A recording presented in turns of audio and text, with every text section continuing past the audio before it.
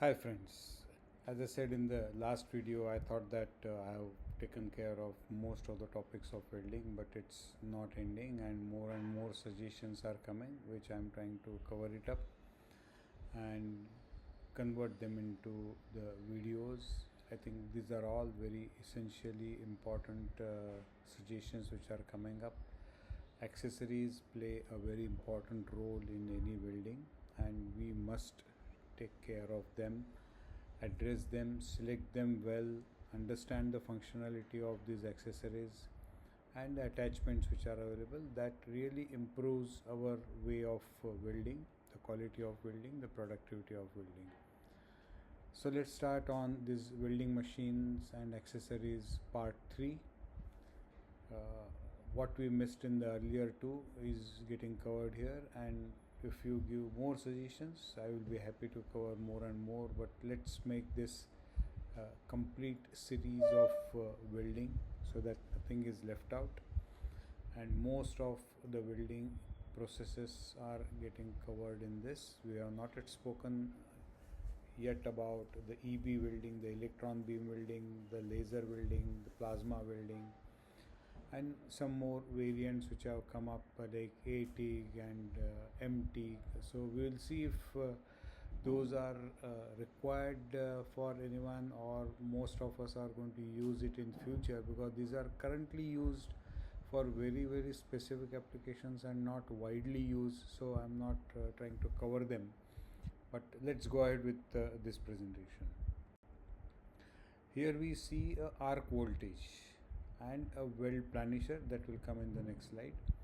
But what we are seeing here is basically when we are welding, and if the distance between the torch or the electrode head and the job is likely to vary for some reason, or the welding required is so precise that we don't want even a 0.1 0.2 millimeter variation in arc length or the arc voltage to go beyond 0.5 volts plus and minus. In that case it is essential to use this kind of controllers where we set the value of the arc voltage, which otherwise welder is trying to control himself with the arc what he is able to see through the screen. But there could be some sudden changes or ovality, or there could be some turns, sharp corners, and in such cases or when he is relocating the position of his hand, if he is taking a support, or if there is any obstruction which is coming in between, arc voltage or arc length is likely to change, and if that is going to make an impact, if the penetration required to be controlled to a precise dimension, not only the fusion, or the reinforcement is required to be controlled, then you must have a good control on arc voltage. It may also sometimes impacts on our the sidewall fusion if arc length goes up, as you see here in this photograph. The the depth of arc or the width of the arc changes drastically as you move this up and down, and when that is seen, arc voltage is sensed through different sensors, not the normal voltage sensor, and immediately it is reacted. So you can adjust sensitivity if you don't want, if there is a tack weld in between and you are welding a seam. Now when the tack comes in, your arc length, if you don't move torch up, is going to get reduced. And similarly, if there are any improper grindings, especially after the back chipping, or if there is ovality and the shell is going to have a larger diameter, a minor diameter, in that time it is going to move, you are going to have. So you can move manually up and down the torch in this automated welding, or you can make it through the controller, but controller you want either very high sensitive, that means 7.2 voltage change it should respond, and at what speed it should respond.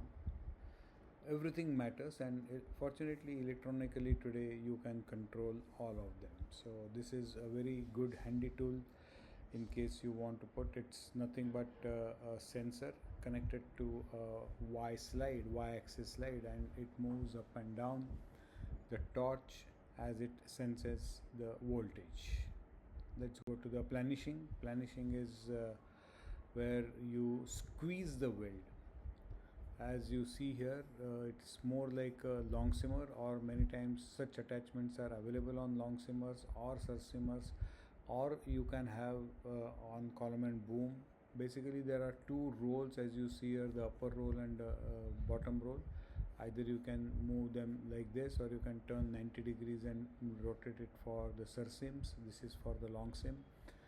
The whole idea is that when welding is done, the entire weld area is a dendritic. It doesn't have a grain structure as you see here in the parent metal, but that is because of the solidification of weld doesn't happen in one go. It happens every pass, every layer when you are going to weld it, and during this layer or pass there are dendrites. That means kind of the points from where the cooling takes place, and they look like roots of the tree, and those the dendrites sometimes may act as a sharp notch kind of a thing, and your weld properties may not be good. Any material after casting, if it is rolled mechanically and you get grains in a preferred direction, or you forge it and try to improve the grains, basically the grains are required to be crushed. When you start crushing dendrites, you start getting into the grains, and then you crush or you roll it even further, and that improves the directional properties. So that's what you can see here. This is as welded with large so-called grains, but basically they are all dendrites, and then after planishing you flatten them and get them very close to the grain structure of your parent metal, and that substantially improves. It also helps in reducing the stress living. So this is also another very good attachment what we should really look for. Then there is another thing which is there, that on most of our structures, the bridges, we see for getting anything clamped onto that structure, or anything bonded onto that structure, or if you want to have some kind of a let's take it as a bridge, and you want to have a concrete poured on the steel structure, or you want to have a tar poured on the steel structure, you provide these small studs even for local fastening. Like we have many attachments which are being given to the bridges or any structure. Offshore structures, you have the cathodic protection where you want to put some anodes onto that, so like that. So you have a torch where these studs are held, and it is extension of our spot welding. Larger area of the stud is put through this machine which is connected to a spot welder, and this controls the time and the pressure. It gives both the time and the pressure like any spot welding, and a temporary spark is generated. Heat is available that melts the head of this stud, and it is pressed onto it like a sintering, and it creates a firm good bond or a weld that doesn't require any further modifications, and you can straight away put nut bolts or clamp and give enough torque like any other bolt which is not accessible later on. On the other side, you always have a difficulty. You have only one side of the nut which can be clamped, the other side is now fully welded, and you can do it very well. I think one of the most important part in welding is earthing clamp. Finally, the circuit has to be completed for any electrical connection, electrical appliances. But this is the most neglected part. The torch or the guns or the submerged arc heads, we take enough care, but we don't really worry about the earthing. Somehow we put that to a clamp. The earthing should be as close as the welding point. Earthing should not get heated up, so you should have a good clamping force and copper jaws to fix it up in case you are job is going to rotate, you must have a rotary mechanism for this earthing clamp so that it doesn't get twisted and the wire doesn't get spoiled, the cable doesn't get spoiled. Another important point is that this cable should be firmly connected through copper or brass connections, and internally also from this cable there should be a flexible, as you see here, like we have in our tick torch, connections that should go into it, and it should then be used for a proper connectivity. That's the most important portion what is required in the earthing clamps. So don't ignore earthing clamp, bring it as close to your welding point, don't put it anywhere on the structure or on the shell or a reactor, bring it as close as possible, and also have sufficient tension to have a firm clamping, no arcing, no heating of this clamp or nearby areas is acceptable. When your shell is going to rotate continuously, please provide a rotary mechanism as it is seen here, and like a C clamp it has to be really firmly held. Now we have another important part here for the SMAW welding, where you hold electrodes. Now electrodes for different positions in which you are going to weld it, you can either hold it here, you can hold it here, you can hold it at 45 degree or 60 degree here, and this jaws thus becomes very critical and important. Sometimes you require a fully insulated holder, so you have improvised version of this where the electrode only goes inside this hole, and there is a kind of a trigger which you clamp it and release or hold it.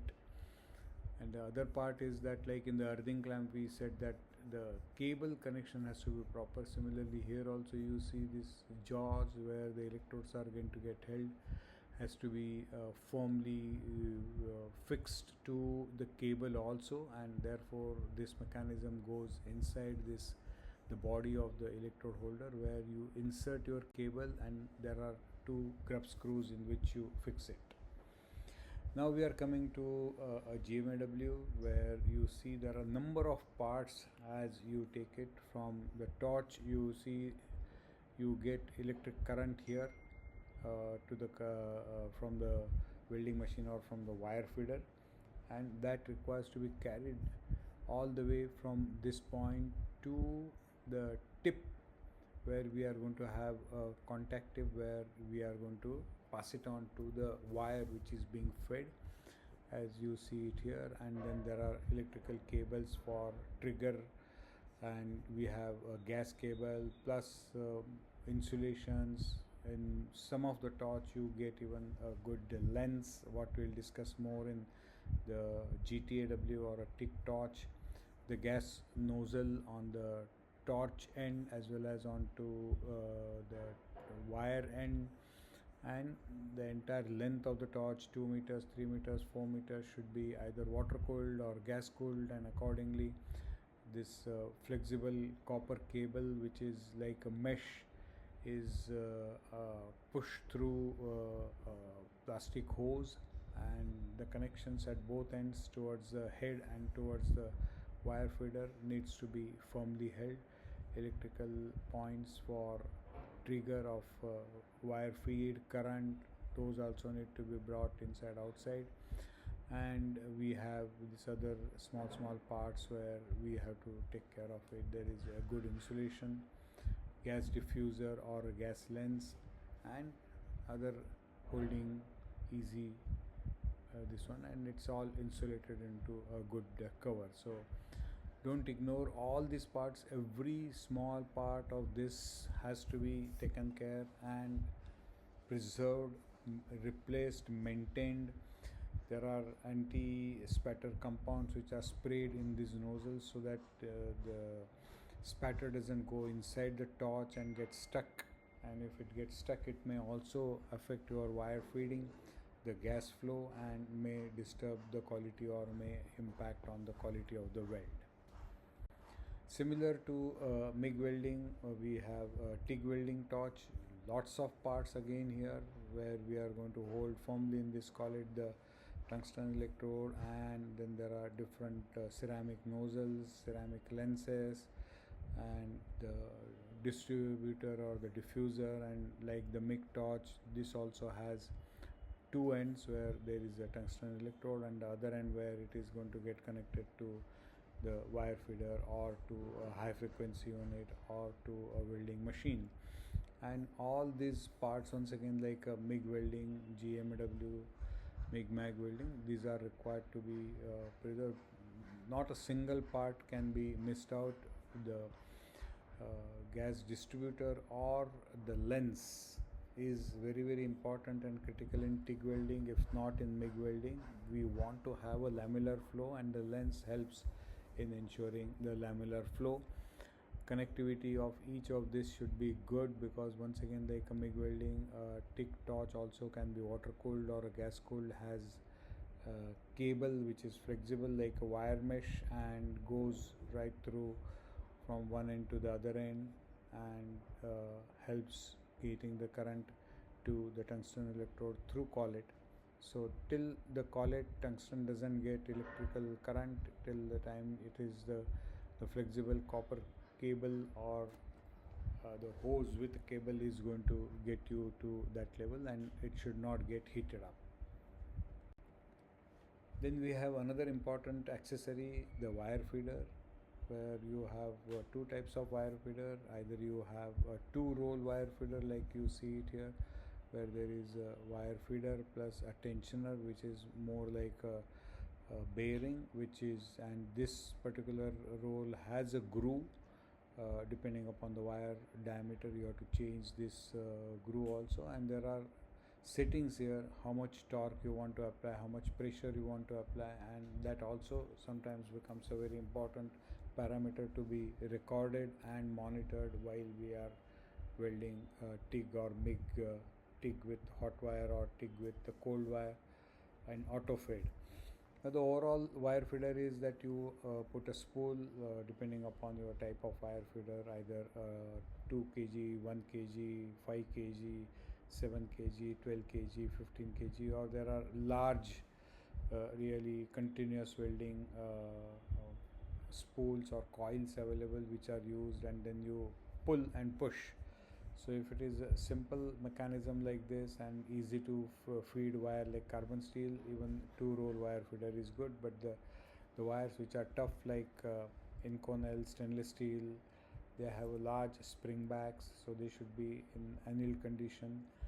And when you have a longer length to be fed, then you must use four roll wire feeder, where the first two rolls here towards the wire spool, they are basically used to pull the wire from the spool, and the next two are used for pushing it.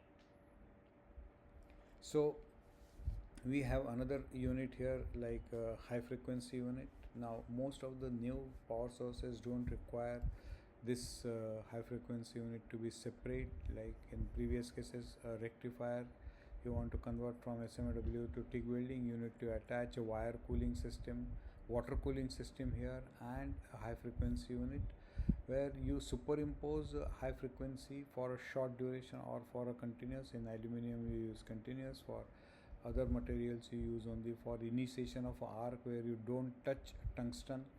The arc is jumped because of this high frequency from a distance of 1.6 millimeters to 3 millimeters, and that is adjustable. You have to adjust the spark plug, like we have a spark plug in our car or auto engine.